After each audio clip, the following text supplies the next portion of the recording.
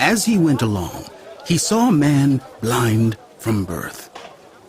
His disciples asked him, Rabbi, who sinned, this man or his parents, that he was born blind? Neither this man nor his parents sinned, but this happened so that the works of God might be displayed in him. As long as it is day, we must do the works of him who sent me. Night is coming, when no one can work. While I am in the world, I am the light of the world. Having said this, he spit on the ground, made some mud with the saliva, and put it on the man's eyes.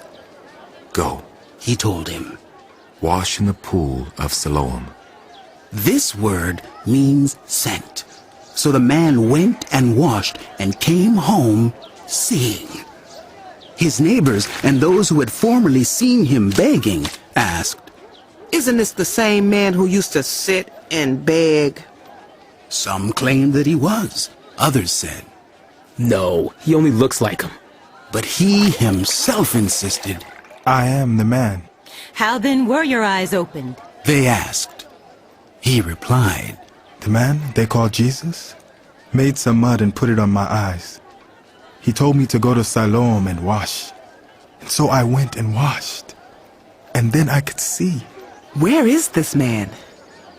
I don't know. They brought to the Pharisees the man who had been blind. Now the day on which Jesus had made the mud and opened the man's eyes was a Sabbath. Therefore the Pharisees also asked him how he had received his sight. He put mud on my eyes, The man replied. and I washed. And now I see. Some of the Pharisees said, This man is not from God, for he does not keep the Sabbath. but others asked. How can a sinner perform such signs? So they were divided. Then they turned again to the blind man. What have you to say about him? It was your eyes he opened. And the man replied. He is a prophet. They still did not believe that he had been blind and had received his sight until they sent for the man's parents. Is this your son? Is this the one you say was born blind? How is it that now he can see?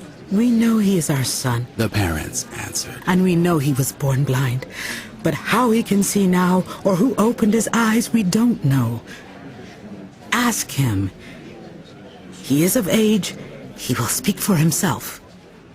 His parents said this because they were afraid of the Jewish leaders who already had decided that anyone who acknowledged that Jesus was the Messiah would be put out of the synagogue.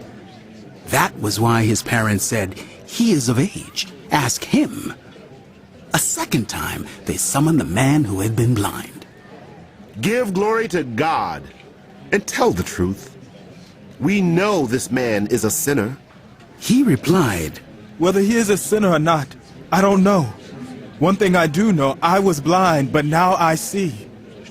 Then they asked him, What did he do to you? How did he open your eyes? He answered, I have told you already, and you did not listen. Why do you want to hear it again? Do you want to become his disciples too? Then they hurled insults at him and said, You are this fellow's disciple? We are disciples of Moses. We know that God spoke to Moses. But as for this fellow, we don't even know where he comes from. The man answered, Now that is remarkable.